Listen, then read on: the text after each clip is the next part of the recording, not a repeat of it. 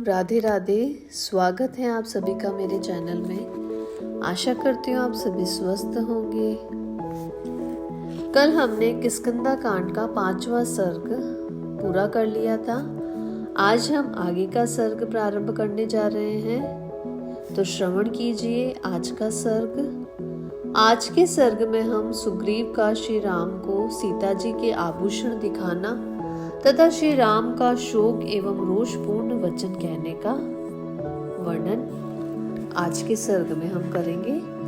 अंत तक बने रहिएगा, श्रवण कीजिए। सुग्रीव ने पुनः प्रसन्नता पूर्वक रघुकुल नंदन श्री रामचंद्र जी से कहा, श्री राम, मेरे मंत्रियों में श्रेष्ठ सचिव ये हनुमान जी आपके विषय में वह सारा वृतांत बता चुके हैं जिसके कारण आपको इस निर्जन वन में आना पड़ा है। अपने भाई लक्ष्मण के साथ जब आप वन में निवास करते थे, उस समय राक्षस रावण ने आपकी पत्नी मिथिलेश कुमारी जनक नंदिनी सीता को हर लिया। उस वेला में आप उनसे अलग थे और बुद्धिमान लक्ष्मण भी उन्हें अकेली छोड़कर चले गए थे। राक्षस इसी अवसर की प्रतीक्षा में था। उसने गिद्ध जटायु का वध कर रोती हुई सीता का अपहरण किया। इस प्रकार उस राक्षस ने आपको पत्नी वियोग के कष्ट में डाल दिया, परंतु इस पत्नी वियोग के दुख में आप शीघ्र ही मुक्त हो जाएंगे। मैं राक्षस द्वारा हरी गई वेदवाणी के सम्मान आपकी पत्नी को वापस ला दूंगा। शत्रु दमन श्री राम, आपकी भार्या सीता पाताल में हो या आकाश में, मैं उन्हें ढूंढ लाकर आपकी सेवा में समर्पित कर दूंगा। रघुनंदन, आप मेरी इस बात को सत्य माने। महाबाहो, आपकी पत्नी जहर मिलाए हुए भोजन की भांति दूसरों के लिए अग्राह्य हैं। इंद्र सहित संपूर्ण देवता और असुर भी उन्हें बचा नहीं सकते हैं। आप शोक त्याग दीजिए, मैं आपकी प्राण वल्लभा को अवश्य ही ला दूंगा। एक दिन मैंने देखा, भयंकर कर्म करने वाला कोई राक्षस किसी स्त्री को लिए जा रहा है। मैं अनुमान से समझता हूँ वे मिथिलेश कुमारी सीता ही रही होगी, इसमें संशय नहीं है, क्योंकि वह टूटे हुए सर में हा राम पुकारती हुई रो रही थी तथा रावण की गोद में नागराज की वधु नागिन की भांति छटपटाती हुई प्रकाशित हो रही थी। 4 मंत्रियों सहित 5वां मैं इस शैल शिखर पर बैठा हुआ था। मुझे देखकर देवी सीता ने अपनी चादर और कई सुंदर आभूषण ऊपर से गिराए। रघुनंदन, वे सब वस्तुएं हम लोगों ने लेकर रख ली हैं। मैं अभी उन्हें लाता हूँ, आप उन्हें पहचान सकते हैं। तब श्री राम ने यह प्रिय संवाद सुनाने वाले सुग्रीव से कहा, सखे शीघ्र ले आओ, क्यों विलंब करते हो। उनके ऐसा कहने पर सुग्रीव शीघ्र ही श्री रामचंद्र जी का प्रिय करने की इच्छा से पर्वत की एक गहन गुफा में गए और चादर तथा वे आभूषण लेकर निकल आए। बाहर आकर वानर राज ने, लीजिए यह देखिए, ऐसा कहकर श्री राम को वे सारे आभूषण दिखाए। उन वस्त्र और सुंदर आभूषणों को लेकर श्री रामचंद्र जी कुहासे से ढके हुए चंद्रमा की भांति आंसुओं से अवरुद्ध हो गए। सीता के स्नेह वश बहते हुए आंसुओं से उनका मुख और वक्ष स्थल भीगने लगा। वे हा प्रिय ऐसा कहकर रोने लगे और धैर्य छोड़कर पृथ्वी पर गिर पड़े। उन उत्तम आभूषणों को बार बार हृदय से लगाकर वे विलंब में बैठे हुए रोष में भरे सर्प की भांति जोर जोर से सांस लेने लगे। उनके आंसुओं का वेग रुकता ही नहीं था। अपने पास खड़े हुए सुमित्रा कुमार लक्ष्मण की ओर देखकर श्री राम दीन भाव से विलाप करते हुए बोले, लक्ष्मण देखो, राक्षस के द्वारा हरी जाती हुई विदेह नंदिनी सीता ने यह चादर और यह गहने अपने शरीर से उतार कर पृथ्वी पर डाल दिए थे। निशाचर के द्वारा अपहरण होती हुई सीता के द्वारा त्यागे गए ये आभूषण निश्चय ही घास वाली भूमि पर गिरे होंगे, क्योंकि इनका रूप ज्यों का त्यों दिखाई देता है, ये टूटे फूटे नहीं है। श्री राम के ऐसा कहने पर लक्ष्मण बोले, भैया मैं इन बाजूबंदों को तो नहीं जानता और न इन कुंडलों को ही समझ पाता हूँ कि किसके हैं, परंतु प्रतिदिन भाभी के चरणों में प्रणाम करने के कारण मैं इन दोनों नुपुरों को अवश्य पहचानता हूँ। तब श्री रघुनाथ जी सुग्रीव से इस प्रकार बोले, सुग्रीव, तुमने तो देखा है वह भयंकर रूपधारी राक्षस मेरी प्राण प्यारी सीता को किस दिशा की ओर ले गया है, यह बताओ। मुझे महान संकट देने वाला वह राक्षस कहाँ रहता है? मैं केवल उसी के अपराध के कारण समस्त राक्षसों का विनाश कर डालूंगा। उस राक्षस ने मैथिली का अपहरण करके मेरा रोष बढ़ाकर निश्चय ही अपने जीवन का अंत करने के लिए मौत का दरवाजा खोल दिया है। वानर राज, जिस निशाचर ने मुझे धोखे में डालकर मेरा अपमान कर कर मेरी प्रियतमा का वन से अपहरण किया है, वह मेरा घोर शत्रु है। तुम उसका पता बताओ, मैं अभी उसे यमराज के पास पहुंचाता हूँ। श्री राम ने शोक से पीड़ित होकर जब ऐसी बातें कही, तब वानर राज सुग्रीव की आंखों में आंसू भर आए। वे हाथ जोड़कर अश्रु गदगद कंठ से इस प्रकार से बोले, प्रभु, नीच कुल में उत्पन्न हुए उस पाप आत्मा राक्षस का गुप्त निवास स्थान कहाँ है? उसमें कितनी शक्ति है? उसका पराक्रम कैसा है? अथवा वह किस वंश का है? इन सब बातों को मैं सर्वथा नहीं जानता, परंतु आपके सामने सच्ची प्रतिज्ञा करके कहता हूँ कि मैं ऐसा यत्न करूंगा जिससे मिथिलेश कुमारी सीता आपको मिल जाए। इसलिए शत्रुदमन वीर, आप शोक का त्याग करें। मैं आपके संतोष के लिए सैनिकों सहित रावण का वध करके अपना ऐसा पुरुषार्थ प्रकट करूंगा जिससे आप शीघ्र ही प्रसन्न हो जाएंगे। इस तरह मन में व्याकुलता लाना व्यर्थ है। आपके हृदय में स्वाभाविक रूप से जो धैर्य है उसका स्मरण कीजिए। इस तरह बुद्धि और विचार को हल्का बना देना, उसकी सहज गंभीरता को खो देना आप जैसे महापुरुषों के लिए उचित नहीं है। मुझे भी पत्नी के विरह का महान कष्ट प्राप्त हुआ है, परंतु मैं इस तरह शोक नहीं करता और न धैर्य को ही छोड़ता हूँ। यद्यपि मैं एक साधारण वानर हूँ, तथापि अपनी पत्नी के लिए निरंतर शोक नहीं करता हूँ। फिर आप जैसे महात्मा, सुशिक्षित और धैर्यवान महापुरुष शोक न करें, इसके लिए तो कहना ही क्या है। आपको चाहिए कि धैर्य धारण करके इन गिरते हुए आंसुओं को रोके, सात्विक पुरुषों की मर्यादा और धैर्य का परित्याग न करें। शोक में, आर्थिक संकट में तथा प्राणांतकारी भय उपस्थित होने पर जो अपनी बुद्धि से दुख निवारण के उपाय का विचार करते हुए धैर्य धारण करता है, वह कभी कष्ट नहीं भोगता है। जो मूढ़ मानव सदा घबराहट में ही पड़ा रहता है और वह पानी में भार से दबी हुई नौका के समान शोक में विवश होकर डूब जाता है। मैं हाथ जोड़ता हूँ, प्रेम पूर्वक अनुरोध करता हूँ कि आप प्रसन्न हो और पुरुषार्थ का आश्रय ले, शोक को अपने ऊपर प्रभाव डालने का अवसर न दे। जो शोक का अनुसरण करते हैं उन्हें सुख नहीं मिलता है और उनका तेज भी क्षीण हो जाता है, अतः आप शोक न करें। राजेंद्र, शोक से आक्रांत हुए मनुष्य के जीवन में भी संशय उपस्थित हो जाता है, इसलिए आप शोक को त्याग दें और केवल धैर्य का आश्रय लें। मैं मित्रता के नाते हित की सलाह देता हूँ, आपको उपदेश नहीं दे रहा हूँ। आप मेरी मैत्री का आदर करते हुए कदापि शोक न करें। सुग्रीव ने जब मधुर वाणी में इस प्रकार सांत्वना दी, तब श्री रघुनाथ जी ने आंसुओं से भीगे हुए अपने मुख को वस्त्र के छोर से पोंछ लिया। सुग्रीव के वचन से शोक का परित्याग कर स्वस्थ चित्त हो कुकुत्स कुल भूषण भगवान श्री राम ने मित्रवर सुग्रीव को हृदय से लगा लिया और इस प्रकार से कहा, सुग्रीव, एक स्नेही और हितैषी मित्र को जो कुछ भी करना चाहिए वही तुमने किया है। तुम्हारा कार्य सर्वथा उचित और तुम्हारे योग्य है। सखी, तुम्हारे आश्वासन से मेरी सारी चिंता जाती रही है। अब मैं पूर्णतः स्वस्थ हूँ। तुम्हारे जैसे बंधु का विशेषतः ऐसे संकट के समय मिलना कठिन होता है, परंतु तुम्हें मिथिलेश कुमारी सीता तथा रुद्र रूपधारी दुरात्मा राक्षस रावण का पता लगाने के लिए प्रयत्न करना चाहिए। साथ ही मुझे भी इस समय तुम्हारे लिए जो कुछ भी करना आवश्यक हो उसे बिना किसी संकोच के बताओ। जैसे वर्षा काल में अच्छे खेत में बोया हुआ बीज अवश्य ही फल देता है, उसी प्रकार तुम्हारा सारा मनोरथ सफल होगा। वानर श्रेष्ठ, मैंने जो अभिमान पूर्वक वह बाली के वध आदि करने की बात कही है, इसे तुम ठीक ही समझो। मैंने पहले भी कभी झूठी बात नहीं कही है और भविष्य में भी कभी असत्य नहीं बोलूंगा।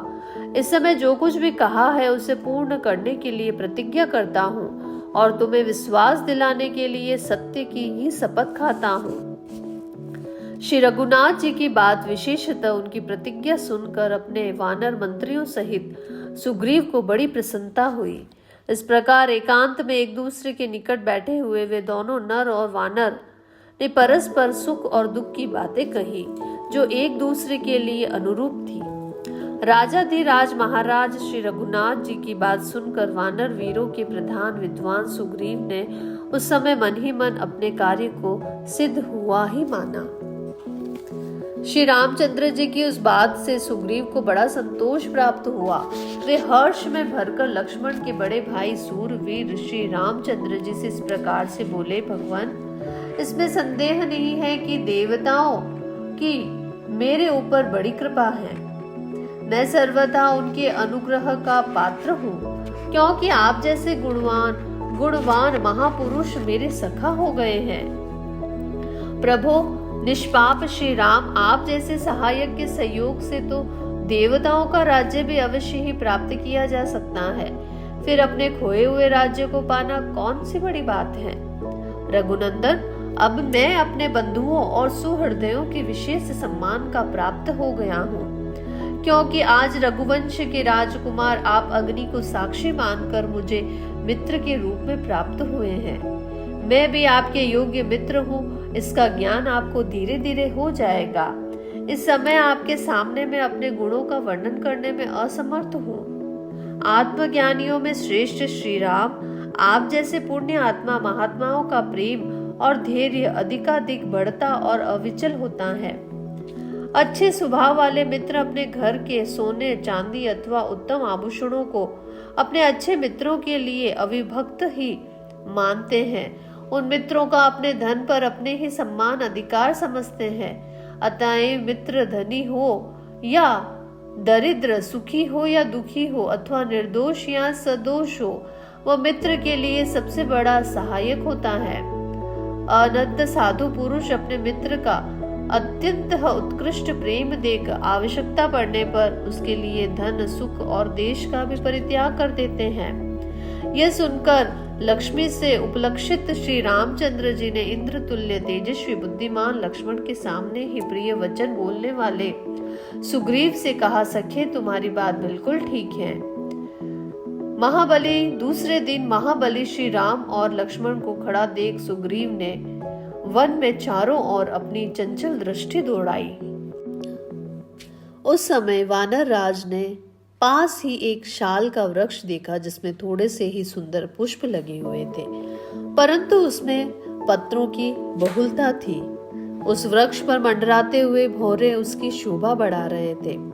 उसकी एक डाली को, जिसमें अधिक पत्ते थे और जो पुष्पों से सुशोभित थी, सुग्रीव ने तोड़ डाला और उसे श्री राम के लिए बिछाकर वे स्वयं भी उनके साथ ही उस पर बैठ गए। इन दोनों को आसन पर विराजमान देख हनुमान जी ने भी साल की एक डाल तोड़ और उस पर विनयशील लक्ष्मण को बैठाया। उस श्रेष्ठ पर्वत पर, जहाँ सब और साल के पुष्प बिखरे हुए थे, सुखपूर्वक बैठे हुए श्री राम शांत समुद्र के समान प्रसन्न दिखाई देते थे। उन्हें देखकर अत्यंत हर्ष में भरे हुए सुग्रीव ने श्री राम से स्निग्ध एवं सुंदर वाणी में वार्तालाप आरंभ किया। उस समय आनंदा तीरेक से उनकी वाणी लड़खड़ा जाती थी, अक्षरों का स्पष्ट उच्चारण नहीं हो पाता था। प्रभु, मेरे भाई ने मुझे घर से निकालकर मेरी स्त्री को भी छीन लिया है। मैं उसी के भय से अत्यंत पीड़ित एवं दुखी होकर इस पर्वत श्रेष्ठ ऋषिमुख पर्वत पर विचरता रहता हूँ। मुझे बार बार उसका त्रास बना रहता है। मैं भय में डूबा रहकर भ्रांत चित्त हो इस वन में भटकता फिरता हूँ। रघुनंदन, मेरे भाई बाली ने मुझे घर से निकालने के बाद भी मेरे साथ वैर बांध रखा है।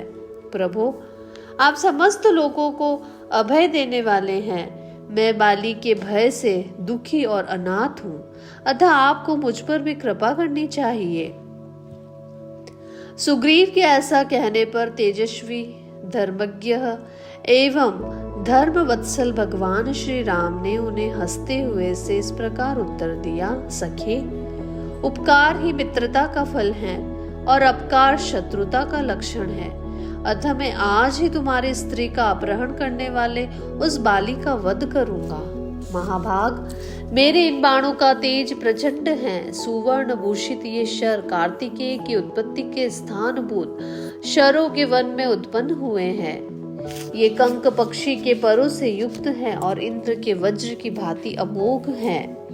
इनके घाटे सुंदर और अग्रभाग तीखे हैं। ये रोष में भरे हुए भुजंगों की भांति भयंकर हैं। इन बाणों से तुम अपने बाली नामक शत्रु को, जो भाई होकर भी तुम्हारी बुराई कर रहा है, विदीर्ण हुए पर्वत की भांति मरकर पृथ्वी पर पड़ा देखोगे। श्री रघुनाथ जी की ये बात सुनकर वानर से सुग्रीव को अनुपम प्रसन्नता प्राप्त हुई और वे उन्हें बार बार साधुवाद देते हुए बोले, श्री राम, मैं शोक से पीड़ित हूँ और आप शोकाकुल प्राणियों की परम गति हैं। मित्र समझकर मैं आपसे अपना दुख निवेदन करता हूँ। मैंने आपके हाथ में हाथ देकर अग्निदेव के सामने आपको अपना प्रिय मित्र बनाया है, इसीलिए आप मुझे अपने प्राणों से भी बढ़कर प्रिय हैं। ये बात मैं सत्य की शपथ खाकर कहता हूँ। आप मेरे मित्र हैं, इसलिए आप पर पूर्ण विश्वास करके मैं अपने भीतर का दुख, जो सदा मेरे मन को व्याकुल किए रहता है, आपको बता रहा हूँ। इतनी बात कहते कहते सुग्रीव के नेत्रों में आंसू भर आए। उनकी वाणी जो है वो गदगद हो गई, इसीलिए वे उच्च स्वर में बोलने में समर्थ न हो सके। तत्पश्चात सुग्रीव ने सहसा बढ़े हुए नदी के वेग के समान उमड़े हुए आंसुओं के वेग को श्री राम के समीप धैर्य पूर्वक रोका। आंसुओं को रोककर अपने दोनों सुंदर नेत्रों को पोंछने के पश्चात तेजस्वी सुग्रीव पुनः लंबी सांस खींचकर श्री रघुनाथ जी से बोले, श्री राम, पहले की बात है, बलिष्ठ वाली ने कटु वचन सुनाकर बलपूर्वक मेरा तिरस्कार किया और अपने राज्य से नीचे उतार दिया। इतना ही नहीं, मेरी स्त्री को भी, जो मुझे प्राणों से भी अधिक प्रिय है, उनसे छीन लिया और जितने मेरे सुहृदय थे उन सबको कैद में डाल दिया। रघुनंदन, इसके बाद भी वह दुरात्मा वाली मेरे विनाश के लिए यत्न करता रहता है। उसके भेजे हुए बहुत से वानरों का मैं वध कर चुका हूँ। रघुनाथ जी, आपको भी देखकर मेरे मन में ऐसा ही संदेह हुआ था, इसीलिए डर जाने के कारण मैं पहले आपके पास न आ सका, क्योंकि भय का अवसर आने पर प्राय सभी डर जाते हैं। केवल ये हनुमान आदि वानर ही मेरे सहायक हैं, अतएव महान संकट में पड़कर भी मैं अब तक प्राण धारण करता हूँ।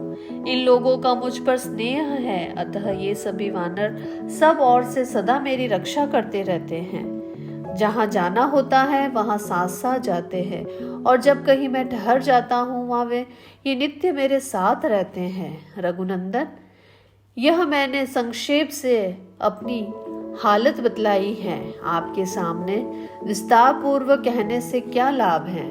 वाली मेरा ज्येष्ठ भाई है, फिर भी इस समय मेरा शत्रु हो गया है। उसका पराक्रम सर्वत्र विख्यात है। इस समय जो मेरा दुख है वह उसका नाश होने पर ही मिट सकता है। मेरा सुख और जीवन उसके विनाश पर ही निर्भर है। श्री राम, यही मेरे शोक के नाश का उपाय है। मैंने शोक से पीड़ित होने के कारण आपसे ये बात निवेदन की है, क्योंकि मित्र दुख में हो या सुख में हो, वह अपने मित्र की सदा ही सहायता करता है। यह सुनकर श्री राम ने सुग्रीव से कहा, तुम दोनों भाइयों में वैर पड़ने का क्या कारण है? यह मैं ठीक ठीक सुनना चाहता हूँ। वानर राज, तुम लोगों की शत्रुता का कारण सुनकर तुम दोनों की प्रबलता और निर्बलता का निश्चय कर फिर तत्काल ही तुम्हें सुखी बनाने वाले का उपाय करूंगा।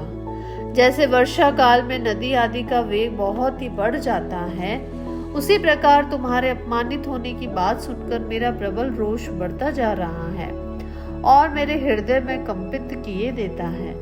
मेरे धनुष चढ़ाने के पहले ही तुम अपनी सब बातें प्रसन्नता पूर्वक कह डालो, क्योंकि जो ही मैंने बाण छोड़ा तुम्हारा शत्रु तत्काल काल के गाल में चला जाएगा।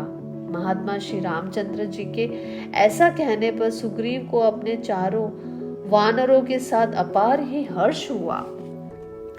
तदंतर सुग्रीव के मुख पर प्रसन्नता छा गई और उन्होंने श्री राम को बाली के साथ वैर होने का यथार्थ कारण बताना आरंभ किया। आगे का हम आगे के सर्ग में श्रवण करेंगे। किष्किंधा कांड का 8वां सर्ग यहीं पे पूरा होता है। कल हम आगे का सर्ग पढ़ेंगे, उसमें हम सुग्रीव का श्री रामचंद्र जी को बाली के साथ अपने वैर होने का कारण बताएंगे। तो अगले अंक को आप अवश्य ही श्रवण कीजिएगा। आज के लिए इतना ही। आपका दिन मंगलमय हो। आप सभी स्वस्थ रहें, ध्यान रखें अपना और अपनों का। धन्यवाद।